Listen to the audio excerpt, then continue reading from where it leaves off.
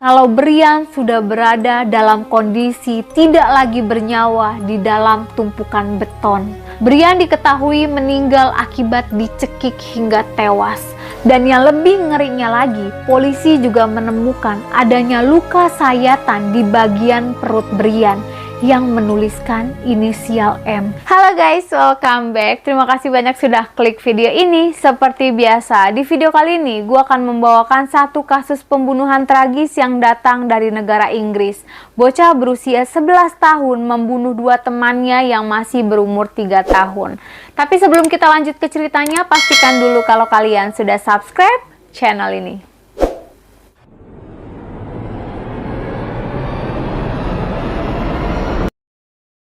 Kisah kelam di balik gadis bernama Mary Bell. Dia diperkosa oleh ibunya sendiri di usia 4 tahun. Sebelum akhirnya dia menjadi pembunuh yang sangat kejam di usia 11 tahun. Dia sudah pandai membunuh orang lain. Sepanjang perjalanan sejarah, kita bakal menjumpai begitu banyak terjadinya peristiwa pembunuhan. Meskipun pembunuhan selalu dipandang sebagai hal yang salah, tapi nyatanya sejarah menunjukkan kalau pembunuhan masih terus terjadi sampai sekarang. Jika kita bicara soal pembunuhan, maka banyak dari kita yang bakal langsung membayangkan sosok orang dewasa sebagai pelakunya. Namun tahu nggak kalian kalau ternyata pernah ada kasus pembunuhan yang dilakukan oleh orang yang masih belum dewasa. Mary Bell adalah nama dari sosok langka sekaligus menakutkan.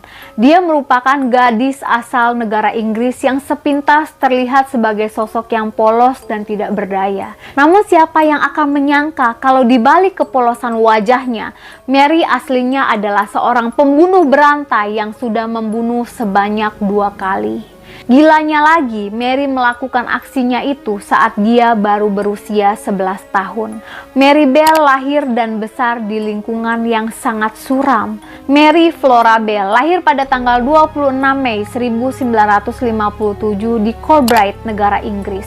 Dia merupakan putri dari seorang pelacur yang bernama Elizabeth Bell.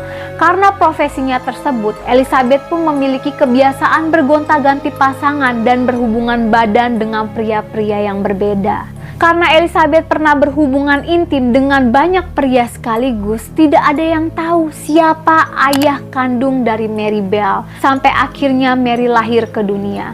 Mary sendiri mengatakan kalau dia yakin sekali bahwa ayah biologisnya adalah seorang penjahat dan pemabuk yang bernama William Bell. Saat Mary kecil, dia hidup di lingkungan yang sangat kumuh di kota Newcastle. Di lingkungan tempat tinggalnya itu, aksi kekerasan dan kejahatan sudah menjadi semacam pemandangan sehari-hari di dalam hidupnya sejak dia kecil. Pemandangan tersebut mempengaruhi tumbuh kembang Mary. Mary kecil juga tidak bisa mengandalkan ibunya sebagai panutan untuk dirinya sendiri. Elizabeth selalu meninggalkan rumah dan menelantarkan Mary, sehingga Mary terpaksa harus berjuang sendiri hanya untuk sesuap nasi. Kekejaman ibu kandungnya bukan hanya itu aja guys. Elizabeth juga pernah beberapa kali mencoba untuk membunuh Mary tanpa ketahuan dengan cara mendorongnya hingga dia terjatuh dan memaksa Mary meminum obat tidur dalam dosis yang besar. Namun itu semua ternyata masih belum seberapa. Elizabeth juga pernah memaksa Mary melakukan hubungan badan dengan pria-pria hidung belang yang menjadi pelanggan. Akibat terlalu sering ditelantarkan dan dikasarin oleh ibunya sendiri, Mary pun kemudian tumbuh menjadi sosok yang selalu membuat keributan, selalu berkelahi dengan anak-anak lainnya. Kemudian saat bergaul dengan teman-teman sebayanya, Mary mengatakan bahwa dirinya adalah seorang pembunuh. Tidak ada yang tahu kalau di kemudian hari dia benar-benar menjadi seorang pembunuh.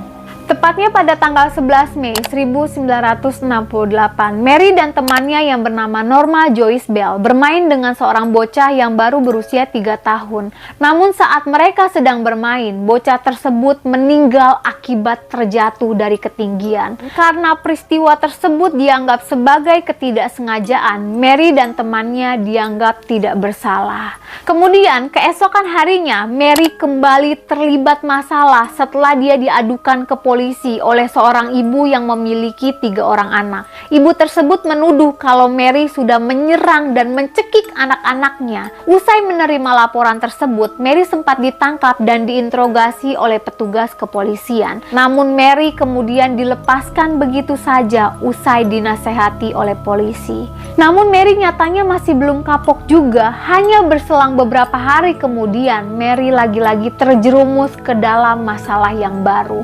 Tidak tanggung-tanggung, masalah kali ini sangat amat kejam. Dia mencekik seorang bocah berumur 4 tahun yang bernama Martin Brown. Dia mencekiknya hingga Martin tewas. Setelah melakukan pembunuhan pertamanya, Mary ternyata masih belum mau berhenti. Kemudian pada tanggal 31 Juli, seorang bocah berumur 3 tahun yang bernama Brian Howe menghilang dan tidak pernah kembali ke rumahnya.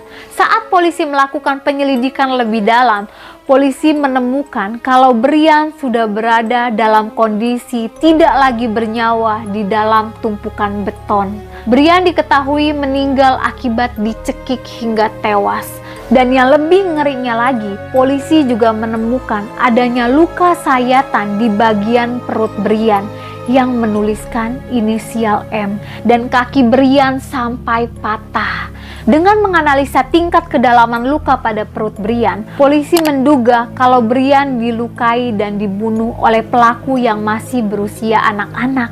Polisi pun lantas melakukan penyelidikan kepada anak-anak yang ada di daerah setempat. Terungkaplah kedok Mary sebagai seorang pembunuh. Interogasi dilakukan kepada Mary dan Norma. Polisi langsung menaruh kecurigaan pada mereka berdua karena saat diminta untuk memberikan keterangan mengenai di manakah kedua anak ini pada waktu yang bersamaan dengan waktu meninggalnya Brian, keduanya memberikan keterangan yang saling bertolak belakang.